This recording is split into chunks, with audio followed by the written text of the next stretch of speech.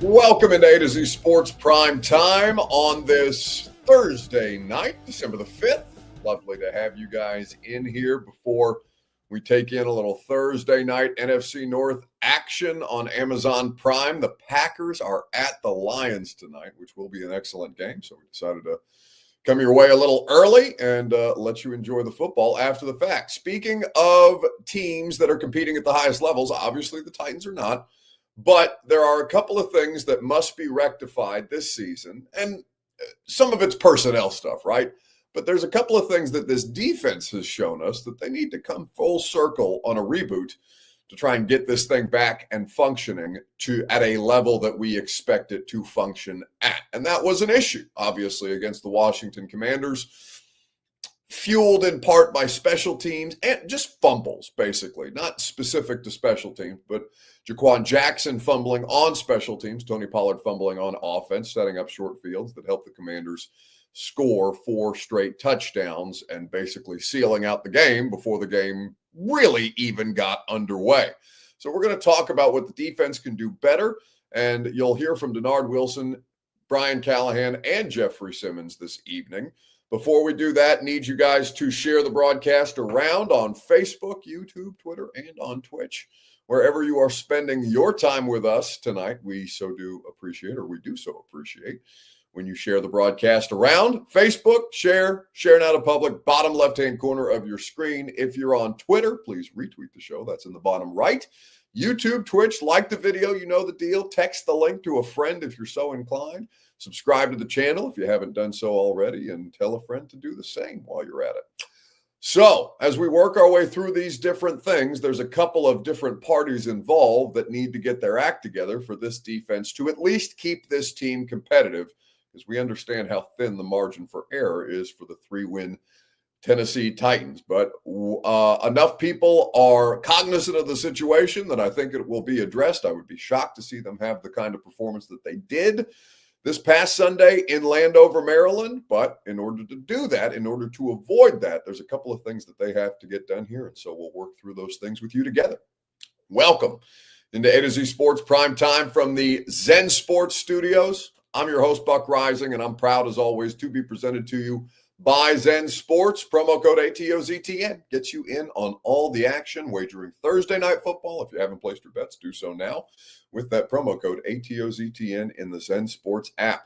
By Two Rivers Ford, the South's most trusted Ford dealer. Two Rivers Ford in Mount Juliet, or online at tworiversford.com for more information.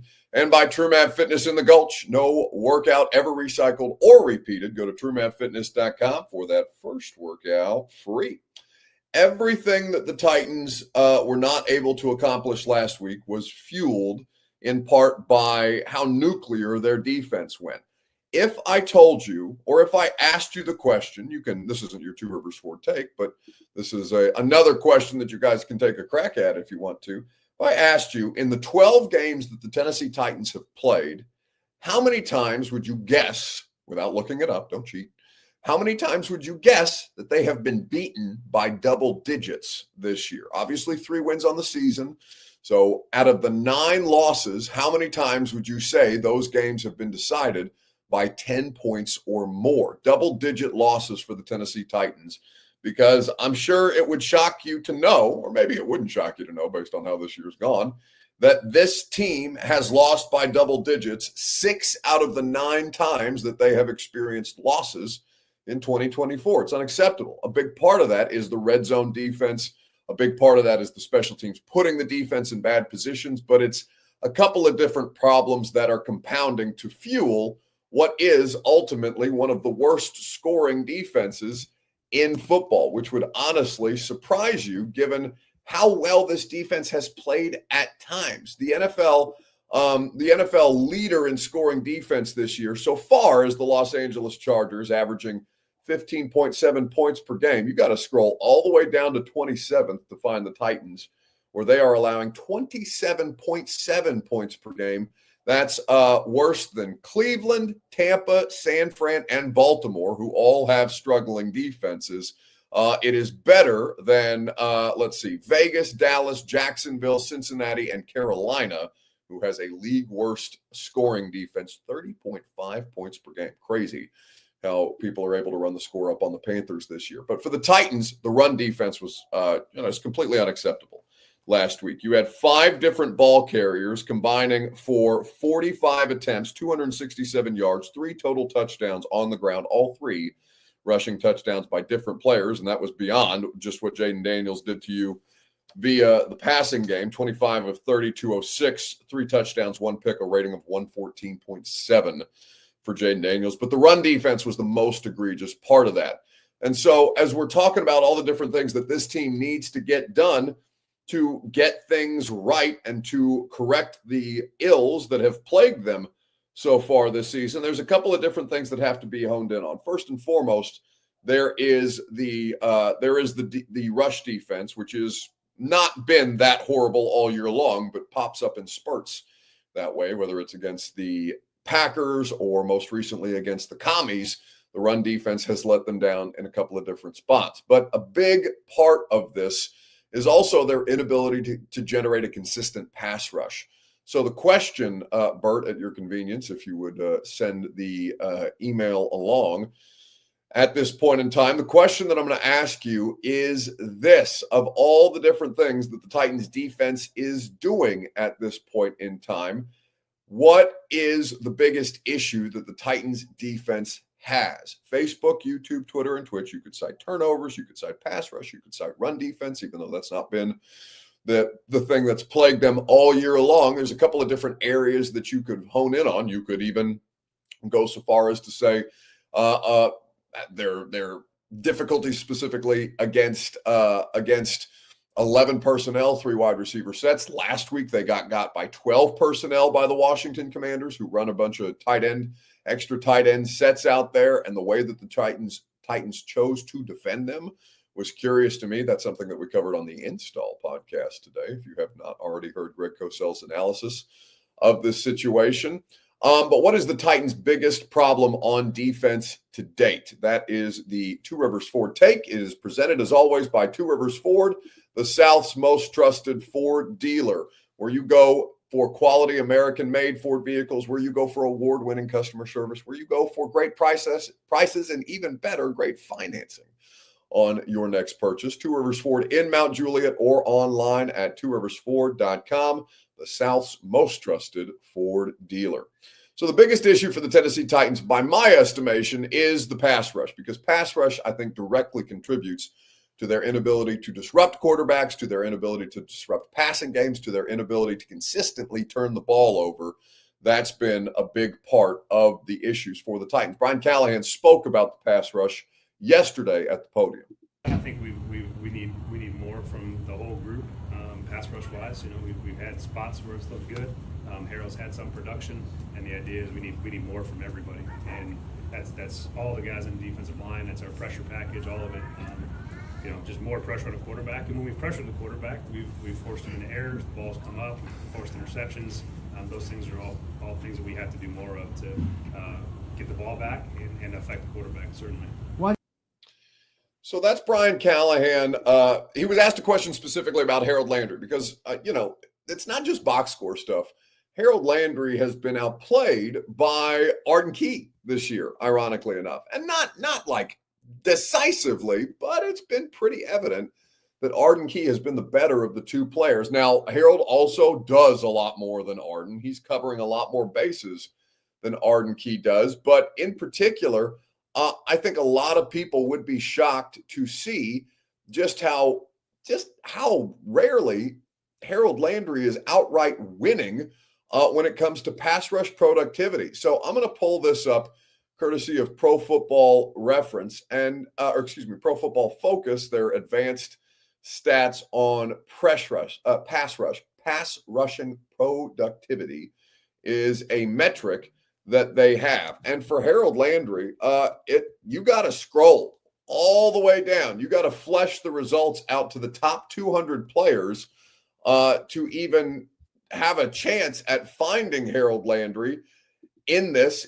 In fact, you wouldn't find Harold Landry in the pass rush productivity metric that you're looking for in the top 200 players that Pro Football Focus has this year, which is really, really saying something about how often or how rarely Harold Landry is winning. It would shock you to know that Harold Landry ranks, he's tied with what, 1, 2, 3, 4, 5 other guys, including former Titan Ernest Jones, as far as their pass rush productivity goes. Harold Landry is tied for 409th. 409th in the pass rush productivity metric produced by Pro Football Focus. So on the whole, and there's a couple of different things that they factor into pass rush productivity, total pressures of the passer of any kind generated this year, Harold only has 22. That's pretty shocking to see. That's 12 hurries, 4 hits, and 6 sacks on the year. That's not pressures, and those sacks, by the way, do not account for the amount of pressure that the interior creates that benefits Harold Landry that he's been there to clean up. Now, Harold's not like a bad player or anything like that, but 409th, tied for 409th, a 5-way tie for 409th with players like Bud Dupree's on there, and Bud Dupree's not had a bad season.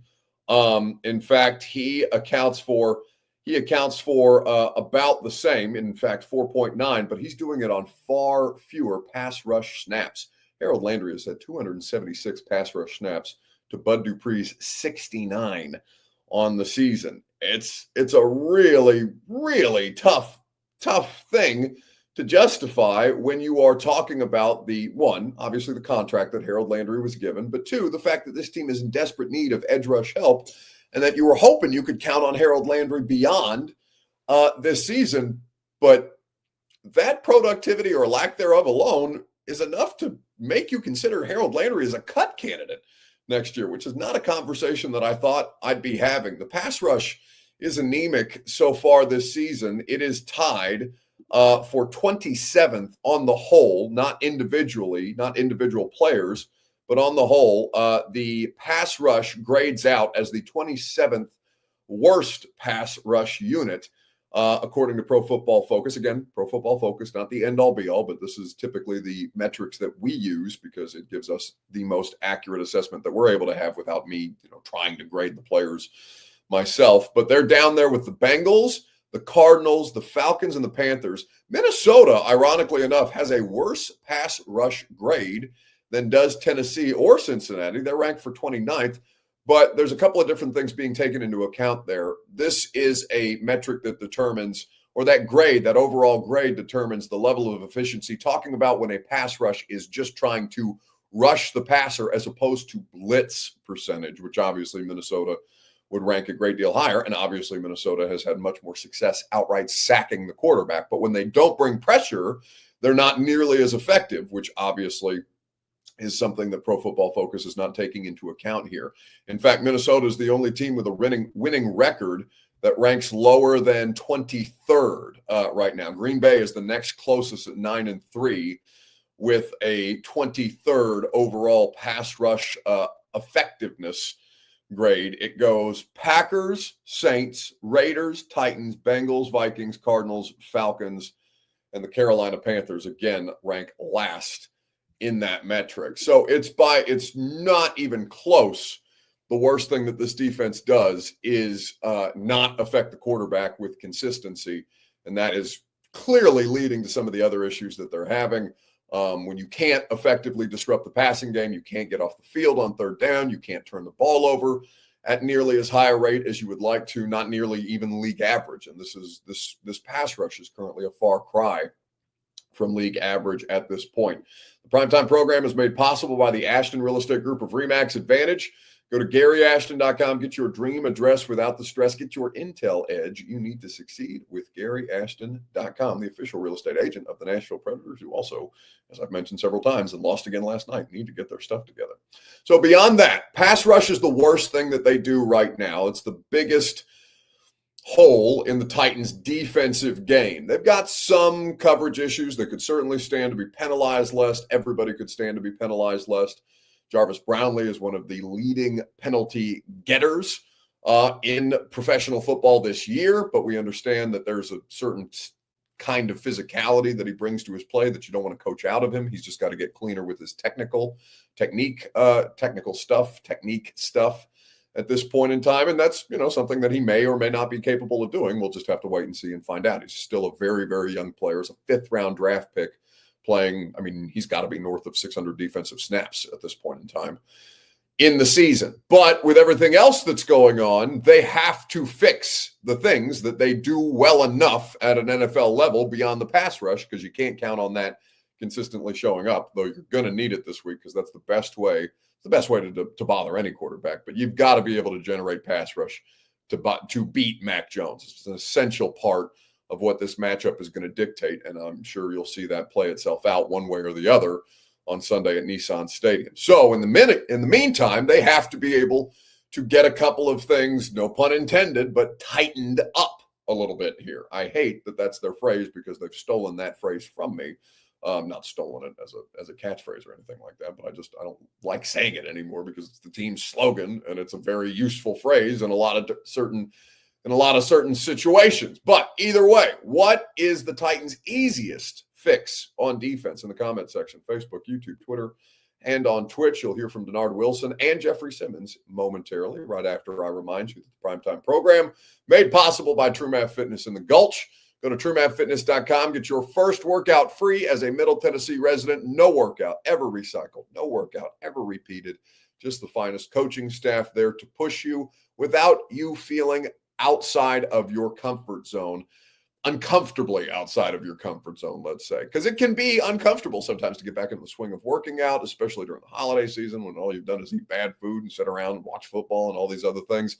But you need to maintain, you need to do it for your health, you need to do it for your sleep, you need to do it for just generally your physical well-being. TrueMathFitness.com is the best place for you to go, and that first workout is free, courtesy of A to Z Sports at TrueMathFitness.com. All right, the easiest fix for the Tennessee Titans, well, that would be, getting their shit back together in terms of the run defense. This was Denard Wilson earlier today. A lot of different issues in terms of the run game. For us, it was a tackling thing. It was a setting the edge. It was properly fitting the gaps. Linebackers getting over the top, safeties coming down, playing in their gaps. Last week, in terms of the run game, it kind of got away from us. We didn't play as fundamentally sound as we've been doing in prior weeks, and we got to get back to that. We got to get back to stopping the run. We got to populate the line of scrimmage, and we got to properly fit our gaps when guys pull, and when it's one back, one gap, you got to swell up and get downhill.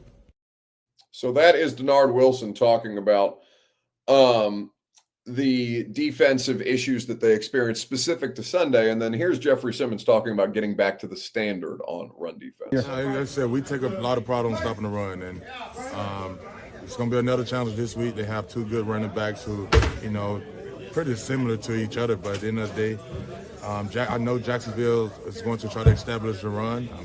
Why not when we put stuff out there like that on tape?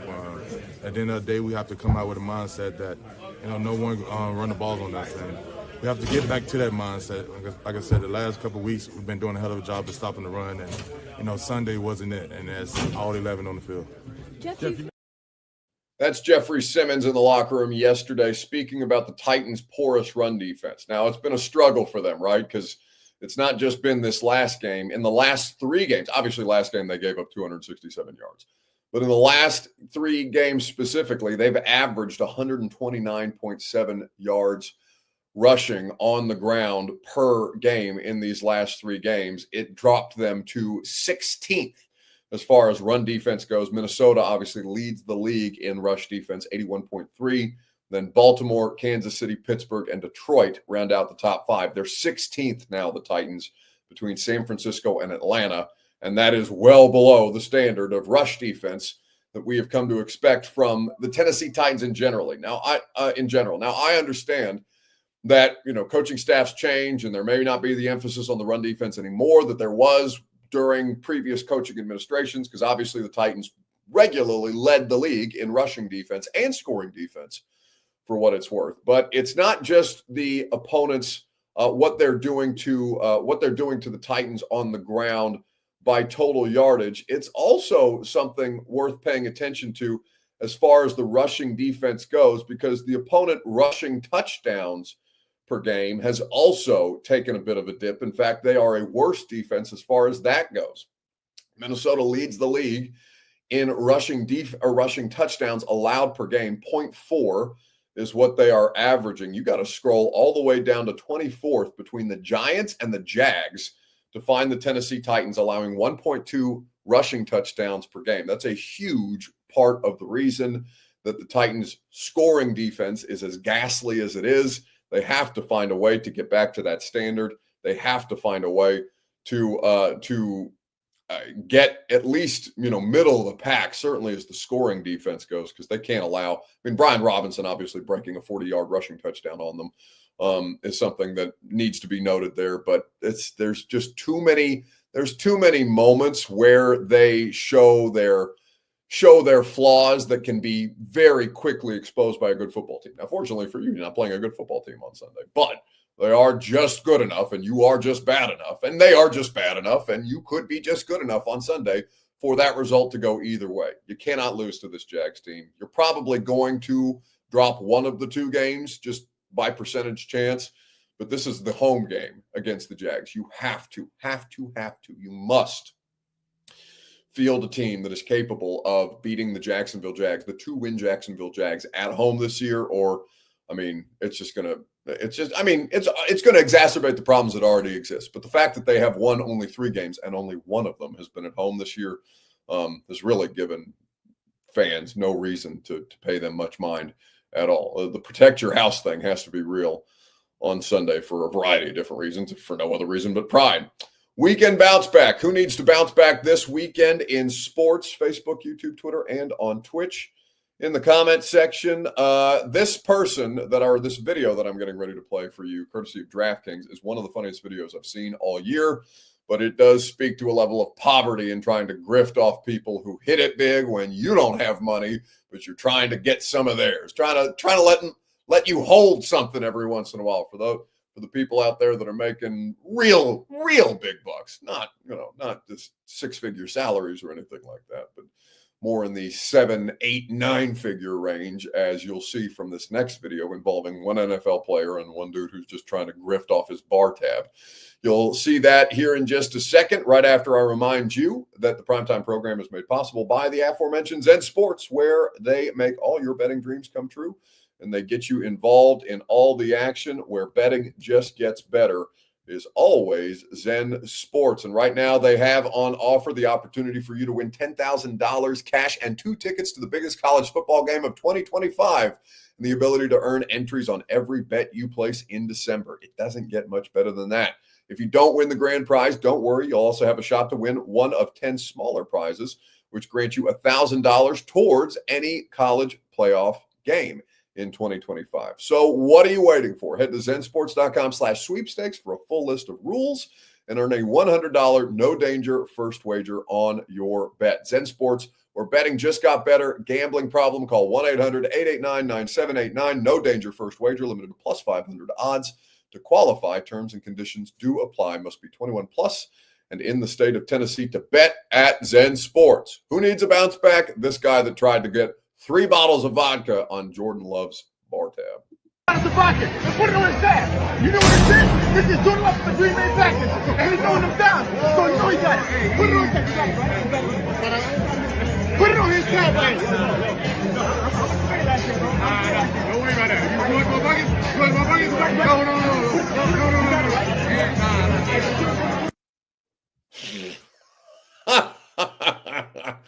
Imagine thinking you're going to get Jordan Love to pay for your 3 bottles of vodka in the club and then trying to ask him how much he made last year. Man, get the – I almost said about or. I can't imagine. I can't imagine being in a club like that and having so little respect for yourself that you're going to get somebody else to be your sugar daddy, right? You're going to be one of these people that's hovering around the table in the reserved section, just hoping that somebody gives you a free drink. Like, I understand that not all of us want to be drinking in the club that way, but if you're ordering 3 bottles, you better be prepared to pay for those 3 bottles yourself. like a grown-ass person instead of asking sugar daddy NFL quarterback, please, sir, please pay for this. How much did you make last year? You can't afford 3 bottles of vodka? Oh, why are you being so stingy? Man, kiss my ass. That is some of the lowest base behavior that could possibly be had, almost as base as putting your head in a towel wrap while we attempt to do the primetime show like this particular gentleman here. He's got to get pretty. We got a holiday party later on. All right, that's going to do it for us this evening. Have a great night. Have a great weekend. Next time I talk to you will be the radio show tomorrow morning on 104.5 The Zone from 10 to 1. We'll look forward to you there. If I don't catch you on the radio show, Lee Company Countdown to Kickoff is back at Nissan Stadium outside of Gate 3. Weather should be lovely. So if you're in attendance, stop by, say hi, meet. You can hang out with Brad Hopkins and Blaine Bishop, 2 Titans legends, and I'll try not to bother you as I sit between those 2 much more accomplished gentlemen than myself. All right, radio tomorrow morning, 10 a.m. See you there. Go home! Go home!